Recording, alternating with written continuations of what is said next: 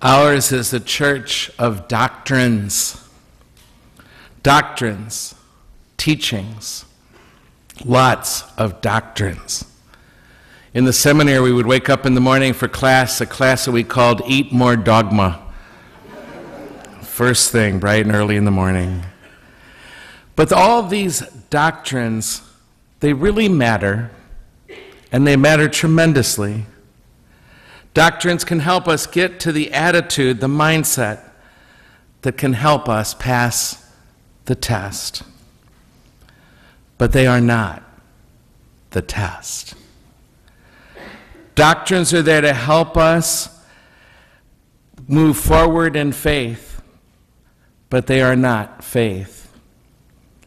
The test of whether or not we believe, the test of whether or not we really believe is one thing, and one thing only: behavior. Practice. Behavior. The practice of our faith. My practice defines my faith. And if the way I live in any given hour or over a week's time or over a lifetime does not say what I profess, then to that extent my profession is dishonest. An honest faith is to say quite honestly, I believe and I don't believe. You see, ours is a practical Christianity. If I say I believe, then I must be a practical believer as well. If I believe up here, if I say yes and sign every document saying I believe all the Catholic Church teaches, professes, and writes, I can still flunk faith.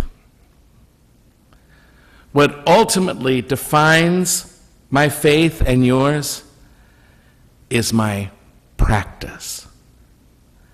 How am I acting? Let me give you an example of how ironic this can get sometimes. If I were to ask you, if you are dedicating your life someday, or perhaps even now, dedicating yourself to the service of love and mercy, or to the obsessive accumulation of money at the expense of everything, most of you would not choose the latter at all. You would not say that you are dedicating your whole life to the obsessive accumulation of money. Most of us will want to say we are definitely all about love and mercy. But the point is not what we say we serve, but what we are truly devoted to in our everyday existence. Where did I give my energy today? Or my passion? Or my dreams? What regulated my existence and the resources that I have today? It's ironic how in our daily life we would all agree that pursuing wealth above all else does not make us happier. Owning a larger home does not give me more content. And that working all the hours we possibly could ever work is not the way to get the most out of life. But the problem is, if I'm acting as if pursuing wealth or owning a larger home or working harder will get us more out of life, then we are disavowing the very activity we are engaged in. And we keep doing that. With our behavior, we are disavowing the very activity. With that activity, we are disavowing the very faith we say we profess. Therefore, in practice, I'm serving an idea that I intellectually reject. And so a gulf exists between our beliefs and our actions. And we cannot mask that gap anymore. We cannot hide anymore the gap that exists between our beliefs and our actions. If my fears, for example, are keeping me from life, and yet I say I'm a believer, in that very moment when my fears are paralyzing me from acting, I am an atheist. I'm an atheist because I'm not trusting this God I say I believe in, who will take care of me here where this fear is. And so in that moment, I'm a practical atheist, really. When I hoard, when I am greedy, when I keep myself, my personality, my things, the content of my heart to myself, and don't share them with you, for fear they will be dissipated and I won't have what I need. My obsession with making sure I have what I need, says I don't believe in a God who's provident. And in that moment of greed, I'm an atheist, not a believer. How about when I'm scampering about securing myself, taking care of my insecurities in all these backhanded kind of ways that don't even last? In that moment when I'm desperately seeking my own security, I'm an atheist. When I need to do everything perfectly and I don't believe you'll love me unless I do it perfectly, and I'm constantly trying to win your love by doing everything right, in that moment I'm an atheist. How about when I'm overprotecting you, keeping you from getting hurt? Am I not saying I don't believe that the cross is part of the mystery of coming to God and that your hurt will be part of your redemption? Am I not in that moment of overprotecting you or overprotecting myself? Am I not an atheist? Or when I'm too controlling of you or myself, how am I surrendered to anything bigger than myself, any sort of higher power? In that moment of control, when I can't lay down my control, my idea of how things should be or how you should be, in that moment, I'm an atheist. If I say I believe in Jesus as my Lord and my Savior, and then it follows, if I say that I had best be willing to embrace both sides of life, the dyings and the risings, the losses and the gains, the breakdowns and the breakthroughs. And if I can only embrace one side of life and not the other, then I'm not a Christian. If I am unable to face the suffering and difficulty that is part of life, then to that extent, I'm not a believer. This is Peter's problem in that gospel you just heard proclaimed. He's simply not a Christian in this moment. He thinks he loves Jesus. He thinks he believes, but he doesn't. He insisted he loved Jesus and followed him, but in fact, he was only following himself and his own needs and his own security and his own need for security. And he's being so overprotective of his friend and of his own heart. For that, he got a nice little nickname from Jesus, another one. Not Rocky this time. This time his nickname became Satan. It is in facing what we tend to avoid in life, facing our own radical doubts, letting you have your radical doubts, being caught up in loss, my own desolations, my own forsakenness. That's where faith is defined. Part of life is its darkness. If I distract myself, if I run from it, if I bury it, if I try to numb that pain, in that moment, I'm an atheist. Jesus said every single day, he said it in that gospel, every day you have to take up your cross. If I'm not taking up my cross, then why do I pretend to be a believer? In that moment, I'm not. We must, you and I, be able to participate in everything the crucifixion is about, to be a true believer. We, you and I, have to be available to our own darkness and the darkness of the world. The truth is, you and I can sit here as long as we want and affirm the crucifixion and never let ourselves feel it when it comes, when it's our turn to participate in that cross. In those moments, I am a practical atheist.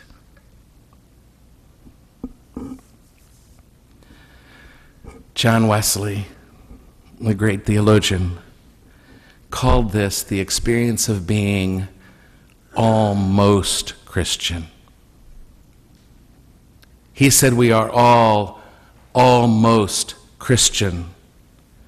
He's talking about the refusal here of the crucifixion in our lives. This Mass should not be in that something that helps us avoid our participation in the cross. We cannot come here to avoid the cross. Rather, it should help us seek and enter into the pain and suffering of the world and seek and enter into my own pain and suffering. So should our prayers. They can't be a way to run from this side of life that belongs to everybody. In this stage of almost Christian, nothing is missing here. We could profess our creed, we go to church, nothing is missing except our subjective participation itself in that cross.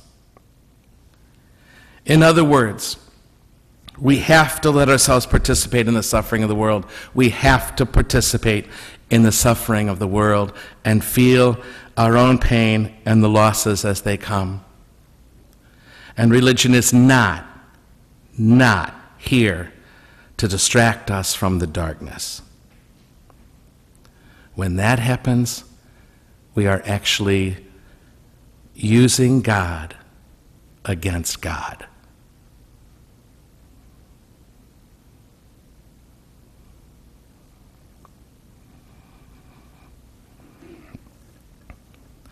The second reading from James. As a matter of fact, the whole book of James will not let us forget this. When Martin Luther tried to reform the church, he wanted to drop the book of James from the Bible because it was too harsh. And it was too focused, he said, on our behaviors, our practices, our works. He is saying here, and listen to it again, it's just unbelievable how unrelenting this guy is. What good is it, my brothers and sisters, if someone says they have faith but do not have the works to back it up? Can that faith save them?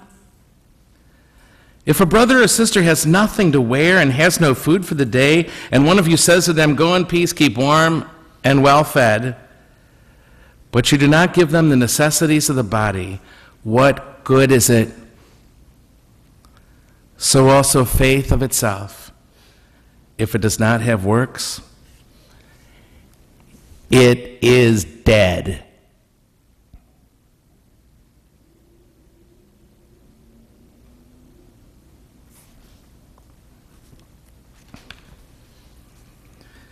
There's a gap between what we profess we believe and the way we live our lives day in and day out. That's got to be a conflict for us. We keep trying to find a way to both have our cake and eat it too.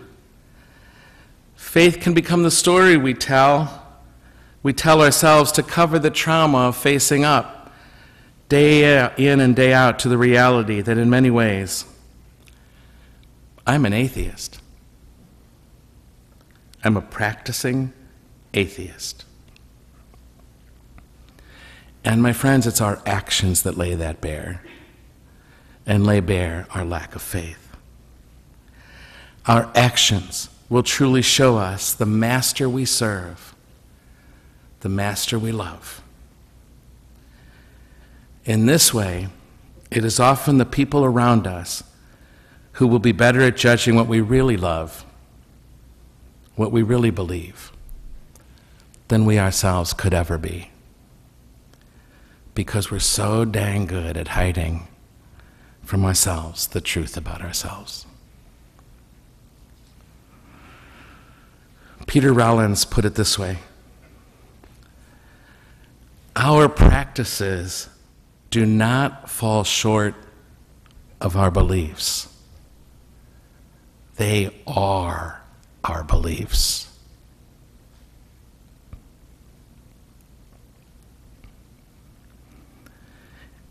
In other words, my outer world is not something that I must bring into line with my inner world. My outer world itself is an expression of what I believe. The entire Bible rails against any practice that is not about concern for justice, which pays no heed to the widow and the orphan, or which turns a blind eye to the cries of the poor and the oppressed. It's just not faith if we do that, It continuously proclaims. Notice how Jesus defines faith. I was hungry. You gave me something to eat. I was thirsty. You gave me something I could drink. I was alone. I was lonely. You came to visit me. I was sad, and you put your arms around me. I had no home, and you know what you did? You invited me into your home. And dare I go one step further with that tonight? I had no homeland where my children could feel safe, and you invited me into your homeland. That, Jesus says, is faith. It's true for love, isn't it? Isn't this how love works as well? I can tell you I love you all I want, but if I treat you poorly, in that moment, I'm not loving you. You know that. I say I love you, but that's really my intention, and that's my desire. But in this moment, tell me, do I love you or not? Did I just love you when I did that to you or said that to you? The test of my love is my behavior as well. And on the other hand, when I sacrifice for you, when I sacrifice my convenience or my control for you, in that moment, I am loving you. I am. The bottom line is clear. Belief in God is manifest in nothing other than a Christ-like life. Nothing other.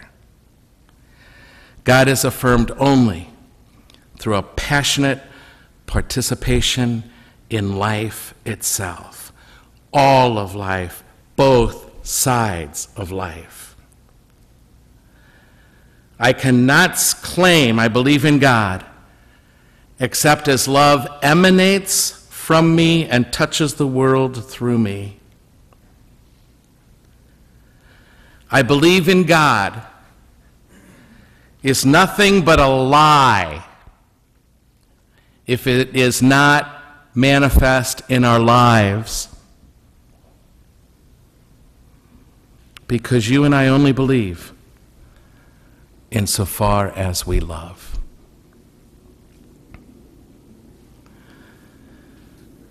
My friends, the next time somebody asks you if you believe in God, the only honest answer is, I aspire to. Or even better, ask my friends, or maybe even the best, ask my enemies.